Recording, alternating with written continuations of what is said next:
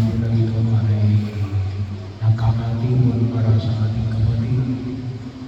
Si Manuel na iyanin natin sa muling hantungan. Bahagi ho, hindi naman din sa atin ang kanyang pagkamatay. So bahagi na ating ipinagdarasal na siya nawa ay magkaroon ng tunay na kapayapaan sa piling ng buong may kapal. Sabi nga ay kinakailangan talaga nagpapaalala rin sa atin na dapat ay maging handa. Hindi natin alam kung saan, paano, at kailan tayo daranas ng kamatayan.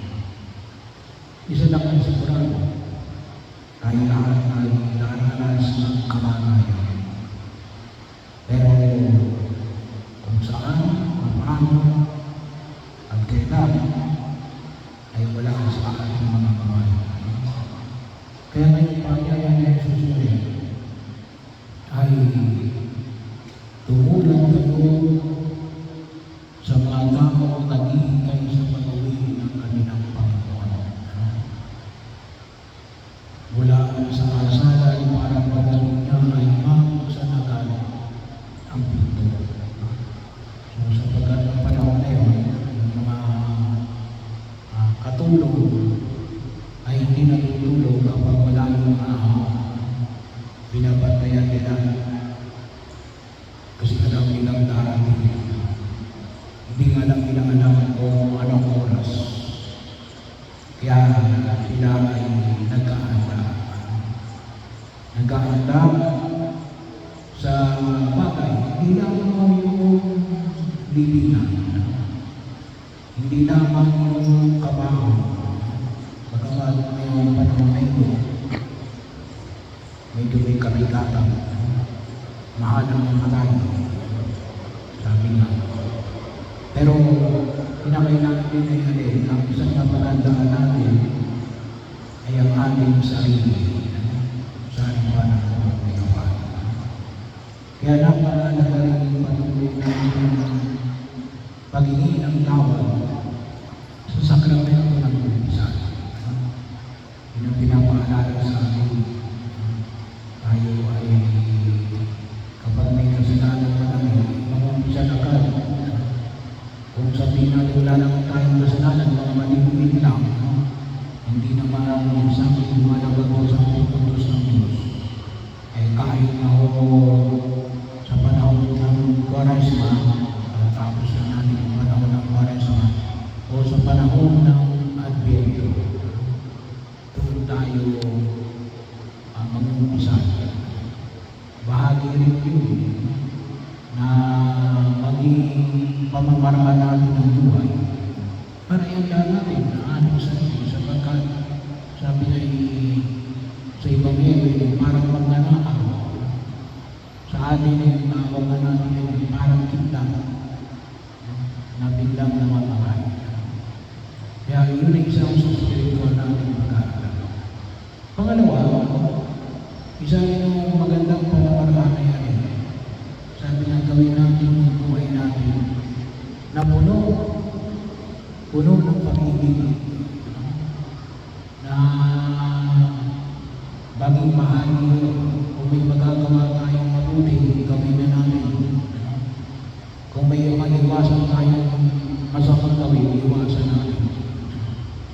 Kung may mahayag natin yung ating pag-ibig, ipahayag na natin sa kasalukuyang panahon. Sapagkat ang bukas ay mga hindi dumating. Baka yung bukas ay siguradong darating. Ilang baka wala na tayo yung bukas na yun. Pero wala na rin tayong bukas. Bahagi yun na kung saan ay magpaalala sa atin. Sabi na namin ay pag-ibig. Yun yung hamon na pinahayag ni Jesus, mag-ibigan kayo katulad ng pag-ibig ko sa inyo.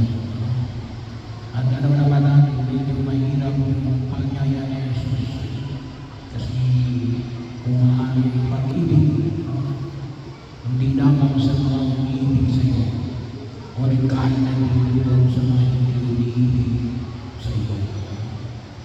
Bahagi din ng patuloy namin ng pag-aalaga ay ano yung makita natin. Palagi tayong mapuno ng pagpapasalamat. Pasalamat tayo, pasalamat tayo, pagkagising, pasalamat tayo, bakit? Nagising tayo, humihinga pa tayo. So, sabi nga ay, bawat sandali ng buhay na pinagkakaloon ng Diyos sa atin, ay pagpasalamat natin. Yung panahon na hinagi ninyo, kay Manuel, habang sinubuhay, ipagpasalamat ninyo. Kapag hindi na yung mauulit, bahagi yun. Kaya sana magpasalamat tayo sa panahon na marami namin ibinabahagi sa bawat isa sa atin. At ito yung kanyang hamon sa ating pagkikinig ito. Dalawa, tayo rin ay patuloy na maging handa. At ang sabi ng Ebanghelyo, suntihan ninyo ng inyong mga inuman. Kinakailangan natin may gagawin tayo, may mga pagkilos. At sana, sabi na, kung ito'y magiging pamamaraan namin ng buhay, yung hindi lang yung sana, yung pamamaraan namin ng buhay na palaging magpasalamat, kung magiging pamamaraan ng ating buhay na palaging tayo magpahayag ng ating pag-ibig, ngayon, kung maging bahagi ng ating pamamaraan ng buhay na tayo ay inanais natin na manatili sa kabanalan ng Diyos, ay napakalaki po niya. Kasi bakit? Kapag naging pamamaraan ng ating buhay, hindi na madali, hindi na mahirap. Kaya lang kung minsan ako ay nahihirapan tayo kasi bakit? Minsan lang natin ginawa Pero kapag sa oras na nasanay tayo, nagiging madali. At patuloy natin ipanalangin si Manuel na inihatid natin sa kanyang muling hantungan at sigurado rin naman ay isasama kayo niya sa kanyang panalangin kahit na susi niya sa kabilang buhay.